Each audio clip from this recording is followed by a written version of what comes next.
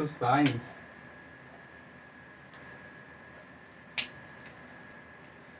Science क्या चीज है?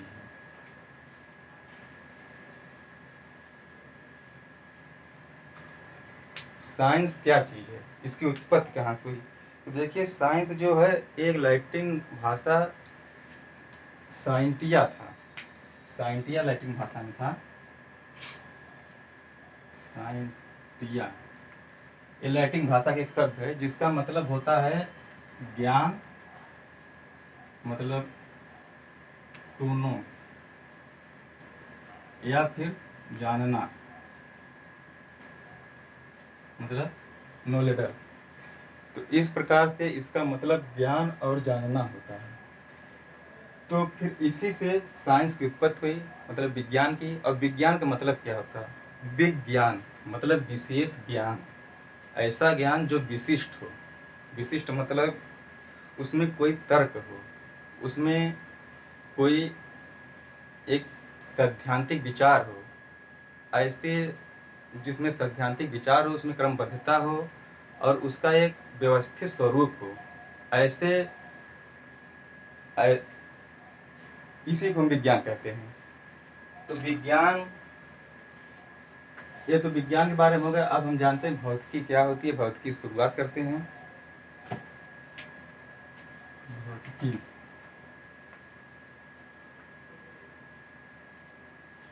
फिजिक्स। फिजिक्स क्या है, भौतिकी क्या है, इसकी उत्पत्ति कहाँ से हुई? तो इसकी भी उत्पत्ति एक ग्रीक भाषा शब्द है जिसका नाम है फ्यूसिस। फ्यूसिस, इस फ्यूसिस से इसकी उत्पत्ति हुई है। और फ्यूसिस का मतलब क्या होता है? फ्यूसिस का मतलब है प्रकृति या प्राकृतिक पदार्थ। जैसे देखें, प्रकृति। हाँ, तो हमने फिजिक्स की उत्पत्ति कहाँ से हुई बताया आपको। फिजिक्स की उत्पत्ति फ्यूसिस शब्द से हुई, जो ग्रीक भाषा शब्द है। और फ्यूसिस का मतलब हमने आपको बताया प्रकृति या प्राकृतिक पदार्थ। तो क्या होता है? प्रकृति अथवा प्राकृतिक पदार्थ। तो ये प्रकृति क्या है, प्राकृतिक पदार्थ क्या है? हम जहाँ रहते हैं, हमारे चारों तरफ जो भी दृश्य हैं, जिसमें हम देखते हैं, जिनके बीच में हम रहते हैं, वो चीज, और जो वायुमंडल है, जो स्थल मंडल है, जल मंडल, ये सब एक प्रकृति है। प्रकृति के उदाहरण है पेड़ पौधे, पहाड़, नदियाँ, ये सब प्रकृति है। तो अब हम शुरुआत करते हैं अपना मेन टॉपिक से, भौतिकी से। इसमें हम पढ़ेंगे क्या, भौतिकी है क्या, और भौतिकी मतलब क्या है। तो ये तो हम अभी ये जाने कि मतलब इसकी उत्पत्ति कहाँ से हुई। तो भौतिकी का मतलब होता क्या है? भौतिकी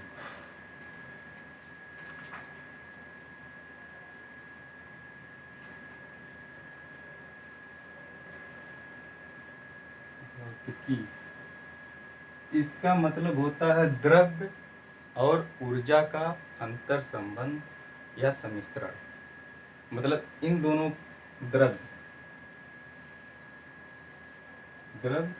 और ऊर्जा, इन दोनों का अंतर संबंध, अंतर संबंध, इन दोनों का अंतर संबंध ही भौतिकी कहलाता है। तो द्रव्य क्या चीज है? द्रव्य देखिए, ऐसे द्रव्य जो है ये ऐसा पदार्थ है जिसे हम या तो महसूस कर सकते हैं, छू सकते हैं, या इसे हम देख सकते हैं। तो वायु है, तो वायु को हम महसूस कर सकते हैं, वो भी एक द्रव्य है। उसमें भी अणु होते हैं, उसका भी कुछ भार होता है। जिसमें भार हो और जिसका कुछ वजन हो, वो द्रव्य है। और एनर्जी क्या है, मतलब ऊर्जा। तो एनर्जी एक शक्ति है, ये इसे हम देख नहीं सकते। इसके आधार पर हम एक कह सकते हैं कि इस चीज में या इस पदार्थ में एनर्जी है, इसी कारण ये पदार्थ, मतलब इसके अंदर ये गुण पाए जाते हैं। अगर एनर्जी ही ना रहे, आप सोचिए, अगर एनर्जी ही ना रहे तो क्या होगा? तो अस्तित्व ही नहीं रहेगा ब्रह्मांड का, खत्म हो जाएगा। क्योंकि ब्रह्मांड की उत्पत्ति भी इसी से हुई है। इसे और इसे दोनों मिलाकर हुई है, द्रव्य और ऊर्जा से। अगर इनमें से कोई एक चीज का अभाव होता तो दूसरी भी चीज नहीं रहती, ये भी नहीं पाई जाती। तो इसका मतलब इनके बीच कोई अंतर संबंध, इसीलिए इन दोनों का हमारे जीवन से बहुत बड़ा महत्व। हमारा शरीर है, ये भी द्रव्य और ऊर्जा से मिलकर ही बना है। और हमारे सामने जो कुछ दिखाई देता, फर्नीचर हो या जहाँ पर हम रहते, सपोज करिए हम आपको पढ़ा रहे हैं, तो हम मतलब जो इलेक्ट्रॉनिक इंस्ट्रूमेंट्स हैं, ये सब मतलब द्रव्य और एनर्जी से मिलकर ही बने हैं। बिना द्रव्य और एनर्जी से कुछ हो नहीं सकता। तो अगर हम किसी वस्तु पर बल लगाते हैं, धक्का देते हैं, तो हमारे अंदर एनर्जी है, तभी हम धक्का देते हैं या बल लगाते हैं। तो अब ये बातें काफ़ी लंबी हो जाएंगी, हम बात करके मतलब हमें क्या क्या पढ़ना है।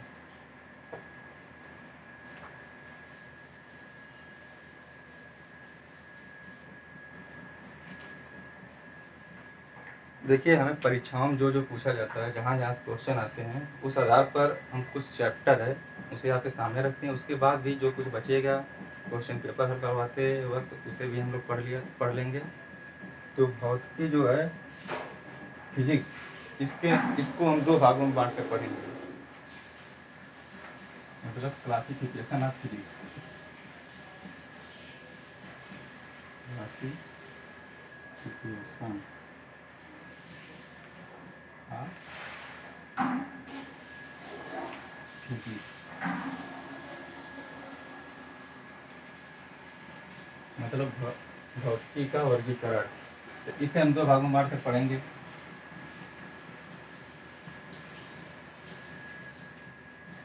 तो पहला भाग जो होगा उसमें हम परंपरागत भौतिकी के बारे में जानेंगे, और दूसरा जो भाग होगा उसे हम वर्तमान भौतिकी के बारे में जानेंगे, मतलब आधुनिक भौतिकी, वर्तमान नहीं, आधुनिक। तो ये परंपरागत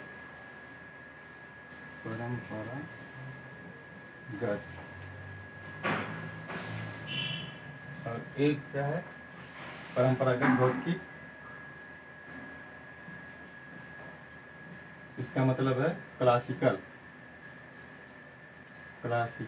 फिजिक्स।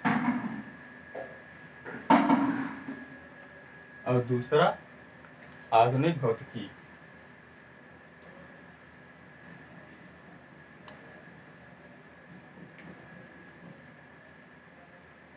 आधुनिक भौतिकी मतलब मॉडर्न फिजिक्स। तो परंपरागत भौतिकी और मॉडर्न भौतिकी में क्या अंतर है? हम किसे आधुनिक भौतिकी कहते हैं, किसे मॉडर्न भौतिकी कहते हैं। तो परंपरागत भौतिकी जो है, जिसका लंबे समय से जिसके बारे में हम जानकारी हासिल करेंगे, जैसे मान लीजिए यांत्रिकी है और ऊर्जा है, और जो मतलब यांत्रिकी है, ऊर्जा है, या ध्वनि विज्ञान है, या ऊष्मागतिकी है, या ऊष्मा है, या फिर चुंबकत्व क्या है, इसके अंतर्गत हमें जानेंगे। क्या क्या पहला यांत्रिकी के बारे में पढ़ेंगे, फिर ऊर्जा, और ऊर्जा के बाद हम विद्युत चुंबकत्व,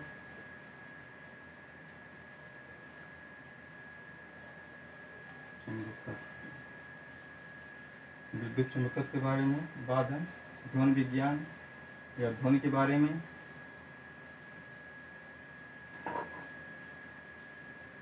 और फिर प्रकाशिकी। तो लगभग इतने चैप्टर हैं जो हम परंपरागत भौतिकी के अंतर्गत पढ़ेंगे। और आधुनिक भौतिकी के अंतर्गत हम ज़्यादातर चैप्टर जो है वो नाभिकीय संलयन, नाभिकीय रिएक्टर, परावर्तनीय भट्ठी, और रोबोटिक्स के बारे में, रडार के बारे में, मतलब इसके अंतर्गत हम देख लेते क्या क्या पढ़ेंगे। ये तो इसके अंतर्गत होगा।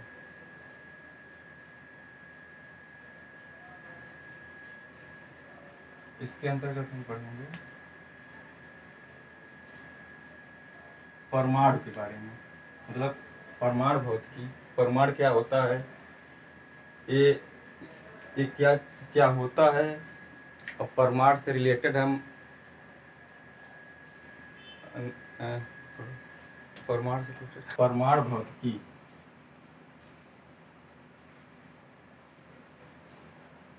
और क्वांटम भौतिकी।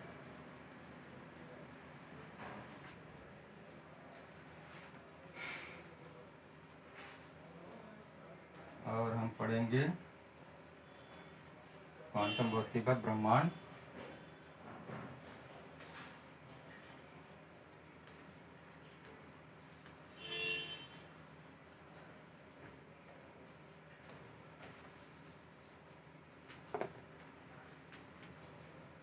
मतलब ब्रह्मांड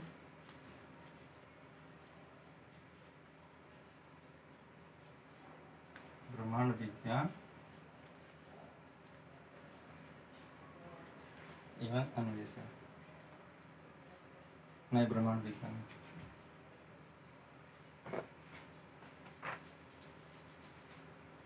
और एक चैप्टर क्या होगा, नाभिकी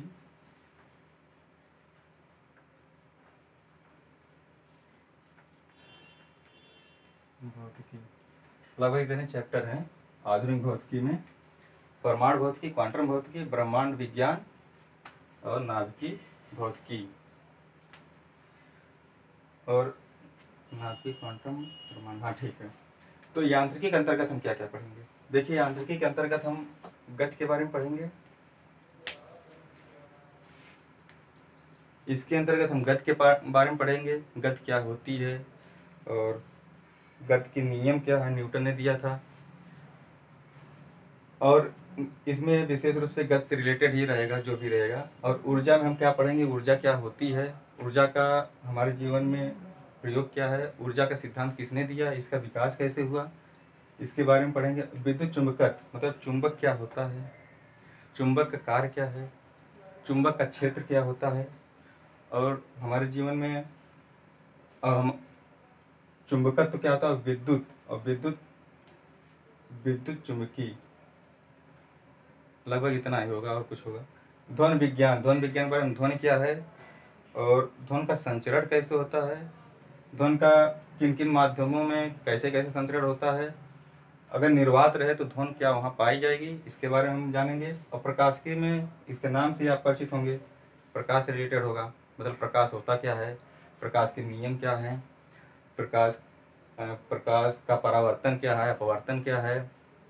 और इसी में हम पढ़ेंगे दर्पण के बारे में भी, मतलब गोलीय दर्पण क्या है, उत्तल दर्पण, अवतल दर्पण।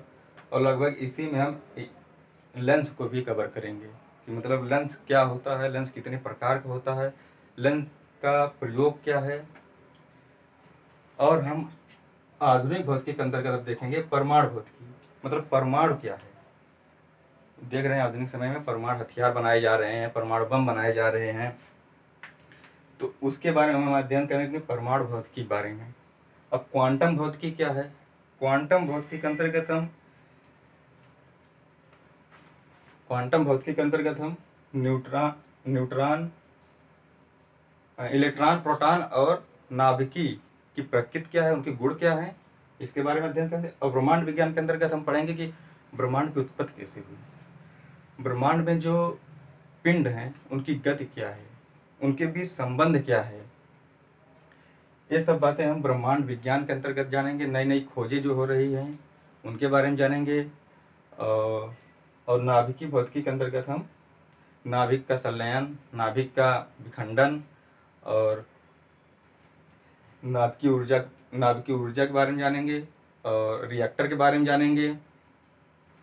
इस प्रकार हम एक खाका तैयार करेंगे और बारी बारी से पढ़ेंगे, जो कुछ भी बचा होगा वो भी हम कवर कर लेंगे धीरे धीरे। और एक आध दो चैप्टर इसमें छूटे होंगे वो भी देख लिया जाएगा। इस प्रकार हम इस पूरे फिजिक्स को कवर करेंगे। और हम बता दें, फिजिक्स के बाद आपको जीव विज्ञान हम ही पढ़ाएंगे, इसके बाद केमिस्ट्री क्लास किसी और से करवाएंगे। धीरे धीरे इस प्लेटफॉर्म पर आपको सारी सुविधाएं मिलेंगी जो प्रतियोगी परीक्षाओं से रिलेटेड हैं। तो हम शुरुआत करते हैं, भौतिकी के बारे में कुछ जान लेते हैं, फिर इसके बाद अगली क्लास में और जानेंगे।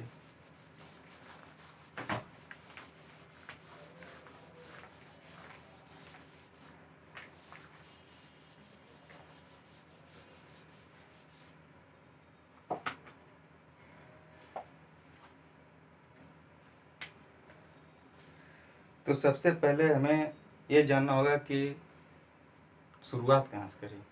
तो शुरुआत हम करेंगे मापन से। मापन और मात्रक और रास, ये 3 शब्द हैं हमारे पास।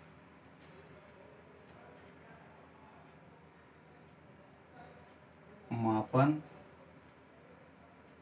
मात्रक और रास, ये 3 शब्द हैं। ये होते क्या हैं? आप रास जो होती है, ये रास क्या होती है? देखिए, कोई भी वस्तु है, अगर उसे हम संख्या में व्यक्त करते हैं, कोई भी वस्तु हो, मान लीजिए हमारी पेन ही है, मार्कर है, अगर ये मार्कर है, इसे अगर हम संख्या में व्यक्त करते हैं तो रास होगी। अगर हम कह दें कि हमारे पास बहुत सारे मार्कर हों, 25-30 मार्कर हों, तो अगर हम उन्हें संख्या में ना बताएं, हम सिर्फ कहें कि ये मार्कर है, तो रास तो हो ही नहीं, क्योंकि हम संख्या बता ही नहीं। जब हम संख्या बता देंगे कि ये 25 मार्कर है या 30 मार्कर जो भी है, तो एक रास हो जाएगी। अब रास के बाद हम जानेंगे मापन मात्रक क्या है। देखिए, मात्रक क्या होता है? एक मानक पैमाना है मात्रक। इसका एक निश्चित मान होता है, और ये निश्चित मान जो है, फ्रांस, आप जानते होंगे, फ्रांस एक देश है, और फ्रांस की राजधानी है पेरिस। और पेरिस का एक शहर है सेनेरियो, सेवरे, क्या नाम है इसका,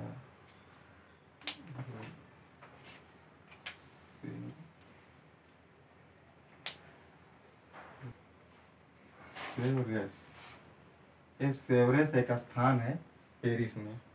यहाँ पर माप और बाट विभाग का मुख्यालय है। यहीं से जो हमारी मानक मात्रक हैं, यहीं से निर्धारित किए गए हैं। तो किलोग्राम जो होता है, एक मानक मात्रक है, निश्चित मान उसका है, उसमें हम बदलाव नहीं कर सकते। तो इसे हम कहते हैं मात्रक। और मापन क्या है? मापन देखिए, होता है 2 वस्तु हों, उनके बीच में अगर हम तुलना कर दें तो वो मापन हो जाएगा। मतलब एक वस्तु का दूसरी वस्तु के सापेक्ष तुलना की जाए, वो मापन। मान लीजिए कि आप मार्केट में गए किसी सब्जी वाले के यहाँ, आप वहाँ कहे कि हमें 1 किलो आलू दे दीजिए, तो 1 किलो आलू वो कैसे देगा आपको? ऐसे तो उठाकर देगा नहीं। उसके पास एक बाट होगा। ये मान लीजिए आपने गया आलू लेने के लिए, उसके पास एक बाट होगा, वो बाट रखेगा अपना, और इधर आलू रखेगा। अब देखिए, इसे समझिए, तो ये जब बाट रखेगा तो इसका एक निश्चित मान है 1 किलोग्राम, जिसमें वो बदलाव कोई भी वो क्या कोई नहीं कर सकता। एक अंतर्राष्ट्रीय मानक माना गया है। इसके बदले में हमें आलू 1 किलो दे रहा है, तो ये मात्रा है। इसका जो मानक मान है 1 किलोग्राम का, इसके आधार पर हमें 1 किलोग्राम मात्रा मिल रही है आलू की। तो 1 किलोग्राम मात्रा जो आलू की मिल रही है, वो माप है। हम किसी चीज़ से माप कर उसे दे रहे हैं, उसका मापन करके तब दे रहे हैं, ऐसे नहीं दे रहे। तो मापन हम किससे कर रहे हैं? तो 1 किलोग्राम बाट से। या मान लीजिए कपड़ा ही लेने जाइए आप, 1 सेंटीमीटर हो, 1 मीटर हो, या 100 सेंटीमीटर हो, जो भी हो, जितना कपड़ा चाहिए आपको, तो दुकानदार क्या करता है, एक बड़ा सा पैमाना रखे रहता है, उस पैमाने से नाप करके आपको कपड़ा देता है। तो वो भी पैमाना यहीं सेवरस जो है, इसी शहर में जो माप और बाट विभाग का मुख्यालय है, यहाँ पर एक प्लेटिनम और इरेडियम नामक धातु है। इनके सम्मिश्रण से 0 अंश ताप पर एक छड़ रखी गई है। उस छड़ के 2 पॉइंट हैं, 2 बिंदु हैं। उन्हीं बिंदुओं को नाप कर हमें मीटर बनाया। ये देखिए, इरिडियम और प्लस प्लेटिनम, इन दोनों धातुओं के सम्मिश्रण से एक मिश्र धातु की छड़, इस मिश्र धातु की छड़ के 2 पॉइंट ले लिए गए। उन दोनों पॉइंट के बीच की, मान लीजिए छड़ है, इसी पर हम कोई पॉइंट ले लिए दो, इसी बीच की जो लंबाई है उसी को हमने 1 मीटर मान लिया।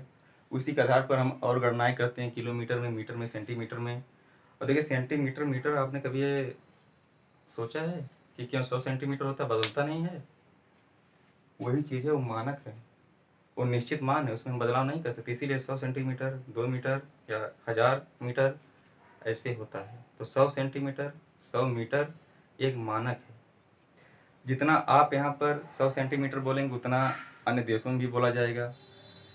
तो ये हुआ कैसे, क्यों पूरे मतलब विश्व में मीटर, किलोग्राम और सेंटीमीटर, ये सारे पैमाने एक ही तरह के हैं? भाई हर जगह भाषा अलग होती है, वेशभूषा अलग होती है, नाप तोल अलग होती है, तो यहाँ पर होना चाहिए ना। तो 1971 के पहले ऐसा ही था।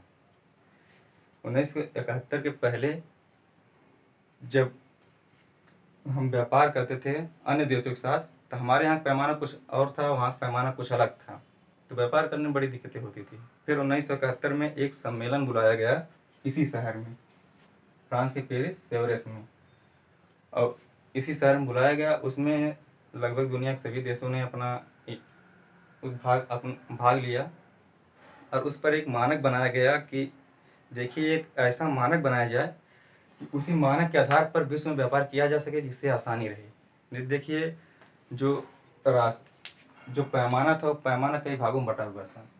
जैसे मान लीजिए ब्रिटेन का था, तो ब्रिटेन में क्या चलता था, FPS, मतलब एफ का मतलब फुट, लंबाई के लिए फुट वहाँ देखा जाता था, पी का मतलब पाउंड, और जो द्रव्यमान था, मास था, वो हमें पाउंड में मापा जाता था। और सेकंड, यस से सेकंड, सेकंड एक पैमाना है, इससे आप परिचित होंगे।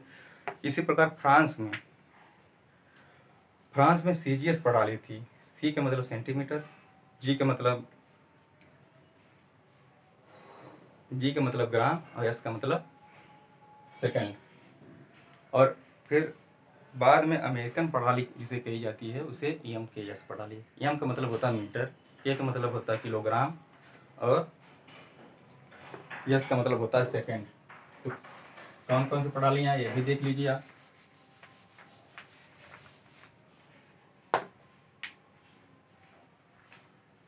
तो प्रणालियाँ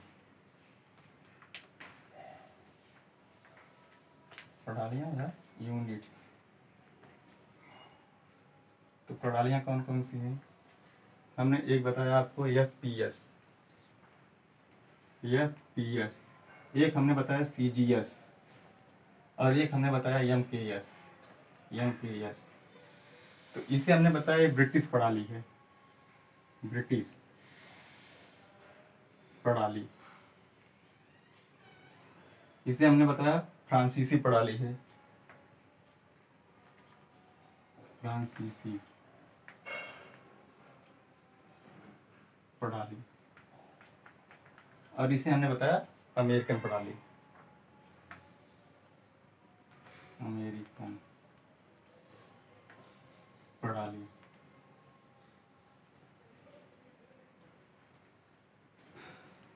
ये प्रणालियाँ थी, जब इनके साथ हमारा व्यापार होता था बहुत प्रॉब्लम होती थी व्यापार करने में।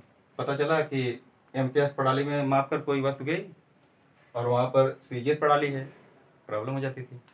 तो इन सभी ने सोचा क्या करें कि एक ऐसा पैमाना बनाया जाए जो विश्व में लागू हो। तो बाद में उस पैमाने को बनाया गया जिसका नाम है SI पैमाना, मतलब सिस्टम इंटरनेशनल।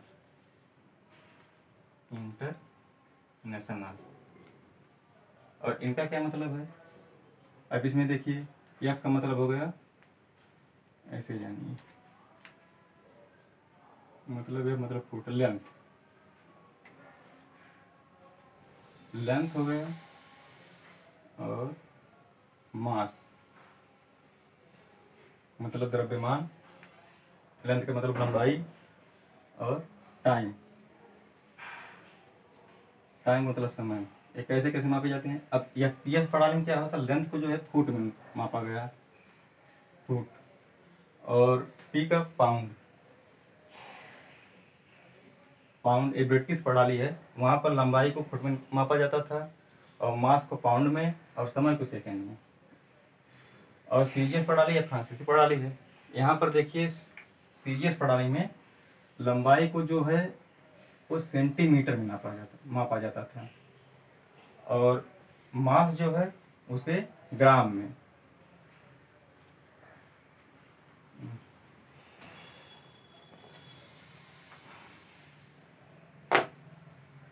इसे ग्राम में मापा जाता था, और समय जो है सेकंड में ही। इसी प्रकार अमेरिकन प्रणाली जो है, इसे जो लंबाई थी उसे मीटर में मापा जाता था, मतलब मीटर। और इसी प्रकार जो भार था या वजन था या द्रव्यमान था उसे किलोग्राम में, और समय को सेकंड में। तो बाद में जब एसआई प्रणाली आई, इसके बारे में कल हम विस्तृत चर्चा करेंगे। इसमें दो जो है संपूरक प्रणालियाँ जोड़ी गई, और भी इसमें हैं। तो संपूरक प्रणाली में रेडियम स्टेरेडियम नई प्रणालियाँ आई, और बाकी जो प्रणालियाँ हैं इन्हीं प्रणालियों से ली गई हैं। इनके बारे में हम अलग से विस्तृत चर्चा करेंगे। तो आज की क्लास बस इतना ही, और कल हम आगे बताएंगे।